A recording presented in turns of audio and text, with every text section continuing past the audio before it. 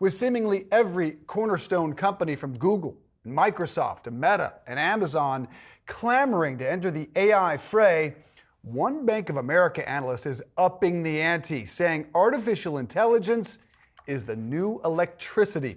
Let's welcome in, said analyst, Bank of America, head of global thematic research, Haim Israel. Nice to see you, sir. Happy Friday to you. In some regards, though, we have heard this before. We've heard it with Bitcoin. We heard it with NFTs. We heard it with Metaverse. What's different, in your opinion, this time around? Well, we need to remember one thing, that AI has been a technology that's been with us forever. But up until now, it was just a handful of people, was some kind of a black box. No one really know what it is, and some very fancy and sophisticated algorithms, which not everybody could use.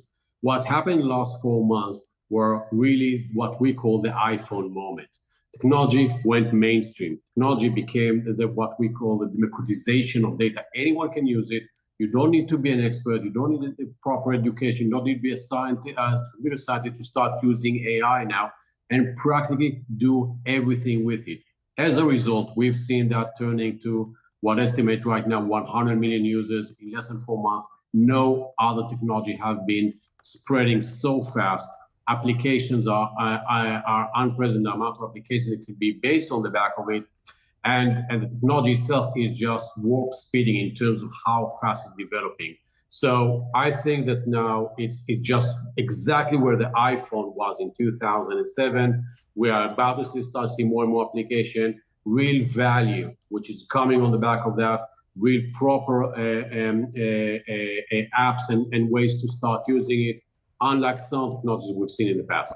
Yeah, Haim, some figures here in your recent note, just talking about that adoption rate, unlike anything we've seen before. It took Netflix 3.5 years to reach 1 million users, Instagram 3 months. For ChatGPT, it just took 5 days. And certainly that trend has, if anything, accelerated here to the upside. If we're still in the early stages of AI, how do you see that then evolving over the next several years? I think it's going to continue to be mass market. Exactly. If we were looking, I'm using the example of the smartphone itself, that no one understood it's going to be. Now there are more smartphones on the planet than people actually today. And I think that AI is heading in the same way, that for now, we all can use it. And there's just any application, we can start mining data, we start using data, we can ask the program to start doing stuff for us. I just think that the applications are unprecedented of what's going to happen over here. And I cannot think about even one industry that will not be able to use it. Again, like the smartphone, like the internet. Think about, did you believe that back in the 90s, there's not going to be even one industry, one company that will not be, that will not use the internet, that will not cooperate on the internet, that will start using data with real value? This is exactly where AI is heading right now. Remarkable. You think it will touch every industry. Of course, all the focus initially was on one, and that was search. And that was Google versus Microsoft, or Bing, if you will. How will it impact search in your estimation? Well, I think the thing is about with search right now is that we're using search. We're getting a list of sites that we can start using and digesting the data ourselves.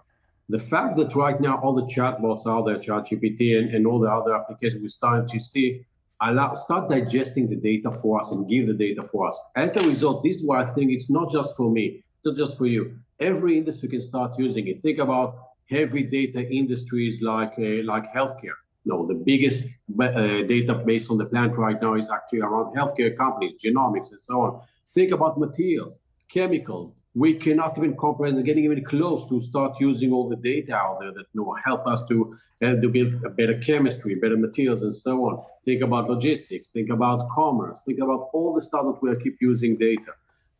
There's so much value added over there. So it's not just for me and you that we start like we're doing now. We're Googling, we're using search engine. It's actually getting data much more at our fingertip right now without us trying to go in and digesting it, and asking the new chatbots to create stuff for us. We are all programmers. No, we can ask the chatbots to program for us. We can ask it to create art, videos, songs, everything. So think about the productivity that can come on the back of that. Think about the application. Think about, we can just do everything with it. And Haim, you talk about the increased productivity, but what does it mean more specifically for jobs, whether or not it is a job killer? Is it, or is that fear a little bit overblown?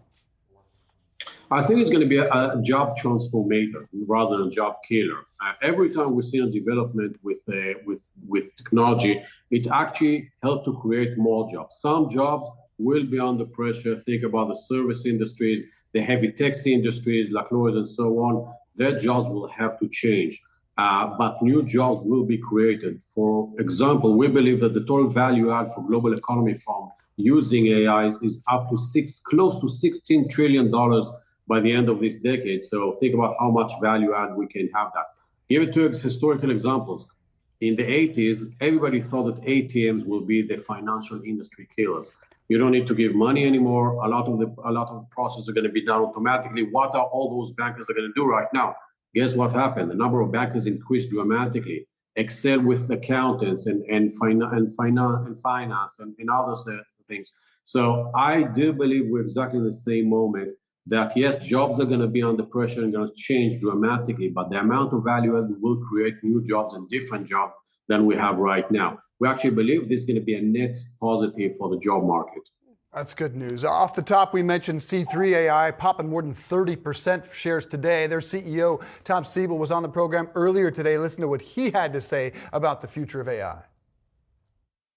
I mean, AI is this is soon will be a $600 billion addressable software market. Everyone will be using enterprise AI applications, just like they use PCs, just like they use relational databases, just like they use CRM. C3 is an early winner on this, as I mentioned, popping, there we go, 33+%. Can you throw in some other names you think are investable winners in this space right now? Well, no, right. As I said, every industry will be impacted. But I think the immediate winners over here, as we had in a lot of, probably going to be the picks and shovels, the basic industry, which is eventually processing power, hardware, data centers. The amount of processing power we need to train AI is unprecedented. Actually, the amount that we use right now have outperformed the Moore's law by the factor of 6, and will still continue to go up on the amount of processing, GPUs, and so on. Big winners from all of this. Data centers. We are generating so much data. We need to store it. We need to analyze it. So data center companies are definitely going to be a big part of all of this together. Some software, as the CEO have just highlighted over here, they can start using it. Cybersecurity, for example. Think about the amount of applications that could be used on the back of that. So I think those companies and those industries are definitely going to be big winners over here.